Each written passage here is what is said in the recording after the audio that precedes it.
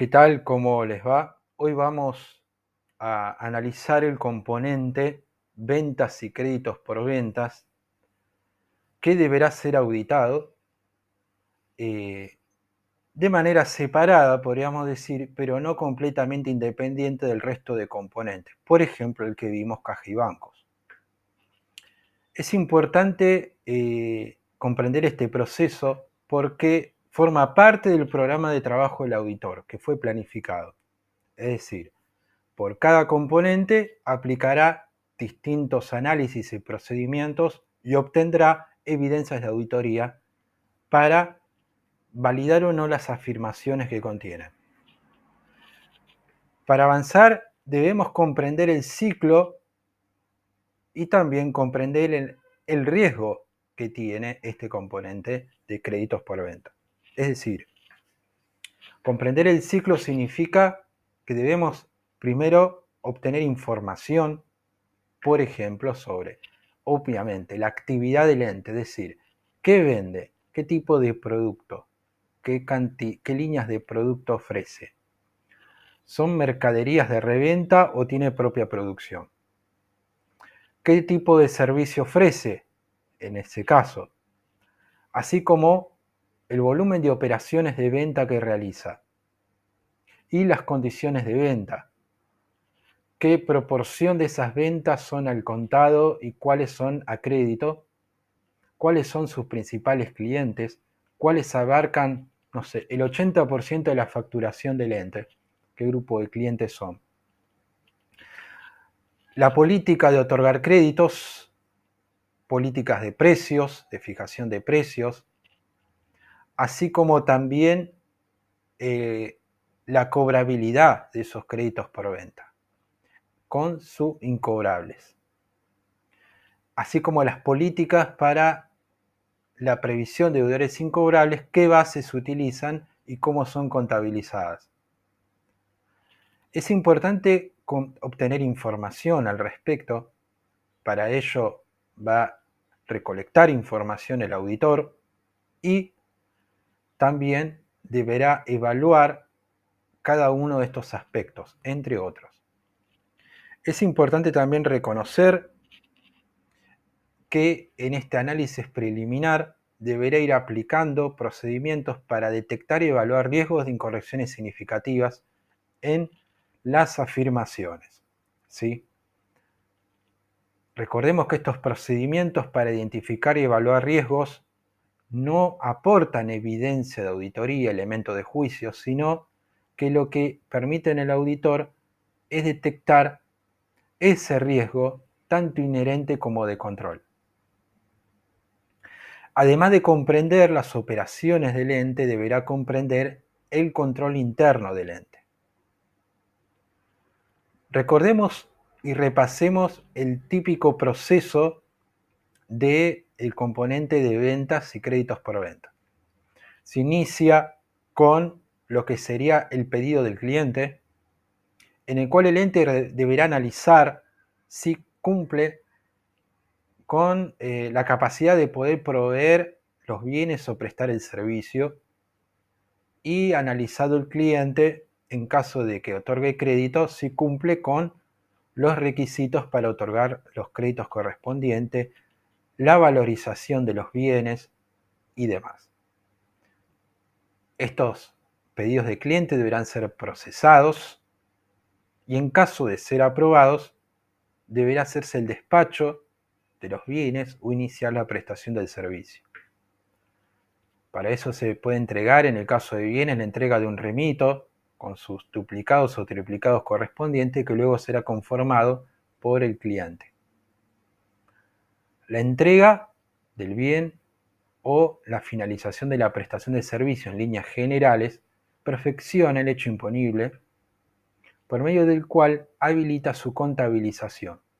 Para ello se emitirá la factura conforme al pedido del cliente, conforme al remito y conforme en función de la política de precio, el precio facturado, y se entregará factura al cliente, quedando copias en la empresa. y deberá estar cotejado las cantidades solicitadas por el cliente con las cantidades entregadas y las cantidades facturadas, así como los precios y condiciones de venta. Hasta previo a la emisión de la factura sería una operación de hecho de venta, pero en el momento de la facturación implica que legalmente está blanqueada la venta, podríamos decir, y registrado en el libro diario, subdiario, y con su correspondiente repercusión de cada cuenta en los saldos, en los mayores y mayores auxiliares de existir, de caja, de clientes o créditos por venta, del propio resultado de venta, y en caso de cobranza en efectivo va a afectar, como mencioné, a caja y bancos. Ahora bien, va a suceder después del momento de la cobranza, es decir, el crédito por venta en algún momento, lo que espera el ente es que sea cobrado en el plazo previsto. Esa cobranza afectará al componente caja y bancos y deberá ser procesado esa cobranza. Ahora bien, esto es lo que típicamente sucede con sus variantes de acuerdo a la realidad de cada empresa y del sistema con que cuente. Esta información la va a obtener ya sea conociendo el sistema RP que contenga, manuales de procedimiento, cursogramas y demás información. También en cada transacción se emite información y distintos tipos de informe, de análisis, de despachos, de análisis de clientes, tipos de clientes, cantidades vendidas, volumen de ventas, facturación,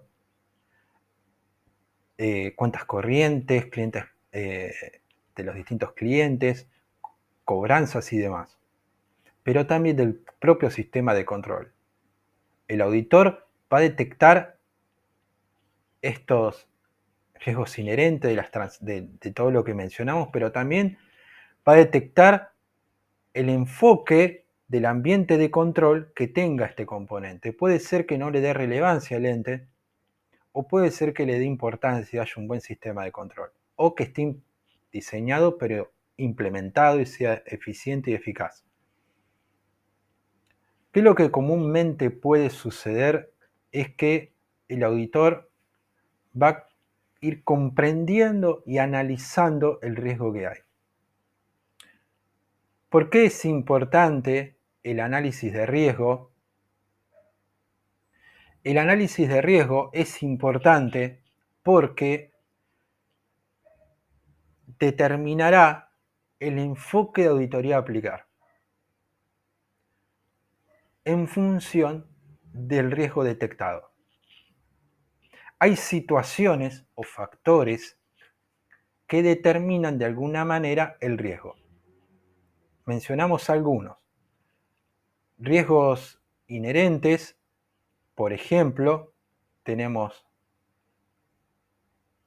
precios fluctuantes, es decir, variaciones de precios que van a impactar en el ingreso de venta, es decir, el auditor debe comprender y conocer que esto sucede, ¿sí? O precios regulados, gran cantidad de nuevos clientes, incremento significativo de deudores por venta, cambio en política de cobranza, venta concentradas en pocos clientes, transacciones significativas entre empresas vinculadas. Es decir, riesgos propios de la empresa, de la actividad, de la práctica comercial, del tipo de cliente, de los costos y precios, que van a influir en la contabilización y que puede presentar riesgos de errores, de omisiones, de malas registraciones, de fallas en los procesos, pero que no son propios de un control, sino de la propia actividad de venta y de cobranza y demás. También va a detectar riesgos de control que son propios del sistema de control. Riesgo de control, hay factores que por el criterio profesional del auditor detecta que hay mucho riesgo.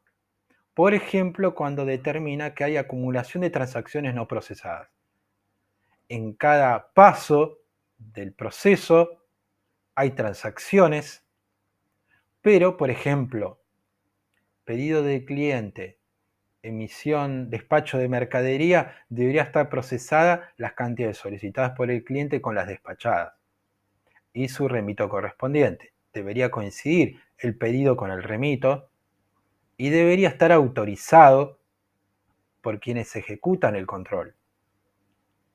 Es decir, autorizada la venta al cliente y la entrega de mercadería al precio convenido, estipulado por la empresa, y que la correspondiente factura corresponda al pedido del cliente y al remito.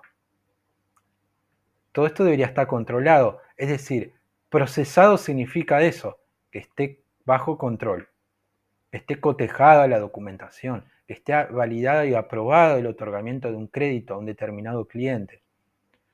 También que no haya estimaciones de deudores incobrables, límites de créditos son informales o los créditos otorgados no son controlados.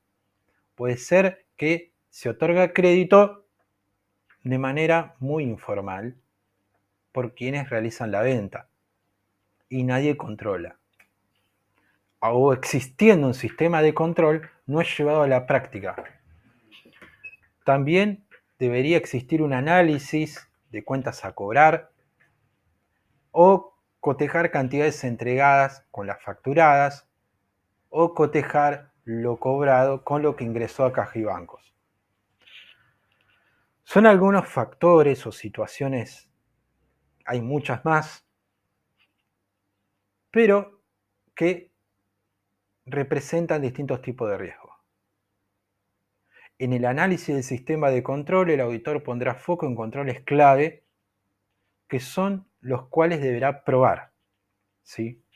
Dependiendo del tipo de ente, deberá probar con distintas actividades si los controles funcionan o no. Pero eso dependerá de qué? Dependerá del nivel de riesgo. El riesgo de control es el disparador del trabajo del auditor. ¿Por qué? Porque si hay pocos riesgos, significa que el sistema de control está correctamente diseñado y es implementado de manera eficiente. Y por lo tanto, implicaría que el auditor deberá probar que el riesgo de control es bajo y que el sistema es eficiente y funciona. En cambio, si el riesgo de control es alto, no podrá confiar en el sistema de control y, como no confía en el sistema de control, es muy probable que haya incorrecciones significativas en los estados contables. En toda la registración contable, en realidad, podría suceder. Entonces deberá ser un enfoque sustantivo. Entonces, en caso de riesgo de control bajo, controles fuertes, un enfoque de control. Riesgo de control alto, un enfoque sustantivo. Si el riesgo inherente es bajo, realizará algunas pruebas, por ejemplo, comprobaciones globales de razonabilidad, para probar saldos, y no irá tanto a detalles o a análisis más específicos. Y la cantidad de pruebas será menor, pero si el riesgo inherente es altísimo, por el tipo de actividad, por el gran volumen de transacciones de venta, consumo masivo, por ejemplo, grandes cantidades de venta, mucha rotación de bienes, implicaría un alto riesgo inherente y deberá aplicar mucha más cantidad de pruebas sustantivas y de diversa naturaleza. Pero si hay baja rotación, el riesgo inherente será bajo, porque es mucho más fácil, no solo de controlar, sino de la probabilidad de que haya errores. Por ejemplo, una producción a pedido, como puede ser una mueblería, o la venta de bienes de baja rotación, electrodomésticos, carpinterías, etc. Ahora bien, ¿cuál es el propósito de los procedimientos? Validar afirmaciones.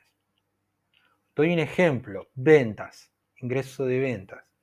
Las ventas están adecuadamente contabilizadas en el periodo en el ejercicio contable auditado, es decir, la integridad, están completamente registradas, pertenecen al ente, son ventas del ente, esos ingresos, y corresponden, ese saldo representa resultado de ingreso por la venta de bienes y servicios, o hay otros resultados de ingresos ahí. Por ejemplo, bienes de uso, no correspondería. ¿Está adecuadamente medido? ¿Está aplicado correctamente los criterios de medición contable conforme a las resoluciones técnicas? ¿Segrega o no segrega componentes financieros? ¿Cómo están medidos? ¿Se corresponde ese marco contable de información a lo que hizo el ente? ¿Aplicó la norma contable como debería hacerlo para medir? ¿O no lo hizo? ¿Y la exposición está bien clasificado y expuesto? ¿Está informado en nota correctamente la composición de créditos? Bueno, estas son algunas de las afirmaciones que el auditor deberá validar ese saldo y concepto de ventas, de clientes, de las cobranzas. Entonces deberá obtener, como establece el RT, que dice: en la auditoría externa de estados contables, el contador deberá reunir evidencia válida y suficiente en la cual basar su opinión. Es decir, deberá reunir pruebas, evidencias válidas conforme a los procedimientos aplicados y en cantidades suficientes, porque esa es la base sobre la cual va a opinar. Sin evidencia no hay opinión. Con evidencias va a emitir una opinión. En este caso, este componente va a llevar a una conclusión sobre el componente. Ahora bien, ¿qué procedimientos típicos de control? Revisión de informe de cobranza por la gerencia. Esto sí es importante. Y atención cuando leemos los libros y vemos material o apuntes. El auditor debe tener evidencia, prueba, elemento de juicio que prueben que la gerencia, los funcionarios con la autoridad de controlar, hayan revisado los informes de cobranza. Debo tener pruebas de que los responsables de controlar hayan revisado y aprobado la conciliación bancaria. Si no revisaron la conciliación bancaria porque no tiene pruebas el auditor, por más que le hayan verbalmente dicho eso, pero si es una empresa mediana y de manera verbal se lo dijeron, pero no tiene prueba, un documento o comprobar que este proceso de revisión de conciliaciones bancarias se hizo, deberá revisarlo el auditor por medio de un procedimiento sustantivo. ¿Cómo lo podrá hacer? La conciliación junto a los saldos contables, los extractos bancarios, los ajustes que se hicieron, y deberá revisar todo. Por eso es un procedimiento mucho más analítico, donde deberá manejar más información y consumirá más recursos. Por eso los procedimientos de control son más simples en el uso de recursos y tiempo para el auditor y en costos. En cambio, un procedimiento sustantivo demanda más tiempo, más recursos, más personal. Revisión y aprobación de la cuenta créditos por venta.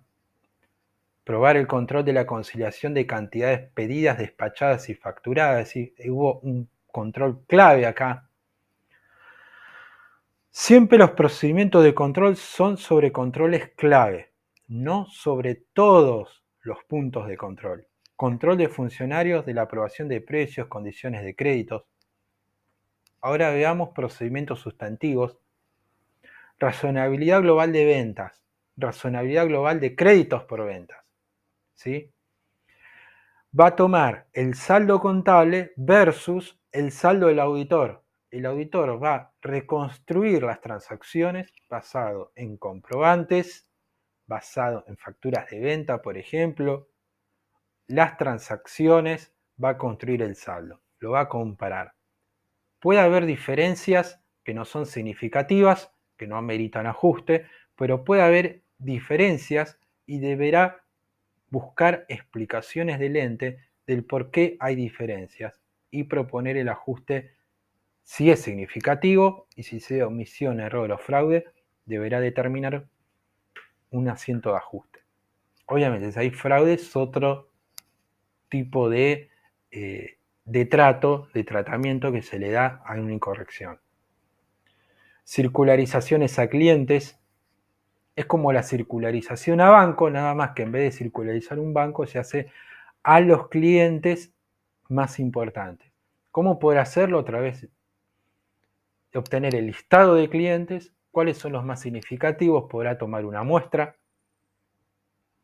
y junto al ente preparar la circularización, que el ente la autorice, la firme el responsable y encargarse de su envío el auditor.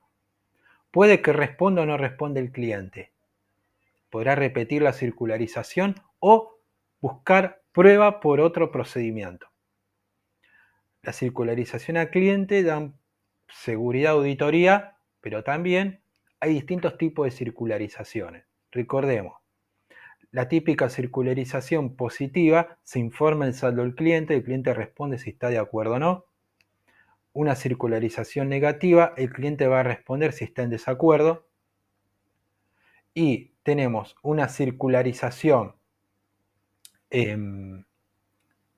ciega, no sé si la repetí, la circularización ciega es cuando no se le informa ningún saldo al cliente, sino que el cliente auto informa el saldo que debe. Hay muchos modelos de circularización. Ahora bien, ¿qué es lo que nosotros debemos observar y debemos mirar en este componente? Que siempre se compara con los saldos registrados. Revisión de cobros posteriores, indagaciones, corte de documentación de ventas y cobranzas. ¿Qué es lo que tiene el corte de documentación? Lo vamos a explicar brevemente. Fecha de cierre del ejercicio. Tomará documentación de respaldo antes y posterior a esa fecha. Puede terminar un plazo, 5, 10, 15, 20 días, para determinar la integridad de la registración en el ejercicio contable que se audita. De ventas, tomará facturas de venta y remitos, cobranzas, recibos de cobranza. Supongamos que hace un corte de documentación y verifica que está apropiadamente contabilizado, en el caso de cobranzas. Podrá también obtener evidencia de auditoría para caja y banco, porque podrá también, con el corte de documentación de recibo, verificar que esté adecuadamente registrado en el periodo y contabilizado en caja y bancos.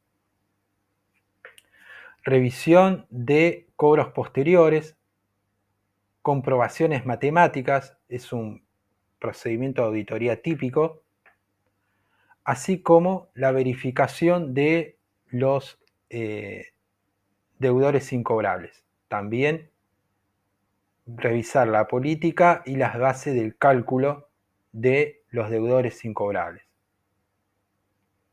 Ahora bien, vamos a revisar otro componente importante, vamos a seguir con esto en las clases siguientes con los distintos procedimientos. Ahora bien, nosotros debemos saber que el auditor, en caso de detectar diferencia, deberá averiguar sus causas, ¿sí?, entre los resultados de los procedimientos obtenidos y la registración contable. Deberá el auditor verificar la causa de la diferencia y su significatividad. Si es significativo y se debe a una incorrección, podrá proponer un ajuste y el ente podrá aceptar el ajuste y corregir la incorrección, o rechazar el ajuste y no corregirlo. Esto va a influir luego en la opinión del auditor. Así que bueno, básicamente este es los procedimientos típicos para este componente y vamos a seguir avanzando con los temas y atención porque debemos seguir relacionando junto a lo siguiente. Vamos a ir viendo inversiones, luego vamos a ver bienes de cambio, podríamos decir, compras, cuentas a pagar, que sería como el opuesto de esto, pero la estructura de auditoría de los pasos que el auditor va a hacer son muy similares. Lo único que va a cambiar es el tipo de análisis, de información a obtener, las afirmaciones a validar y los procedimientos a aplicar. Pero la estructura en sí sería como la que hemos descrito.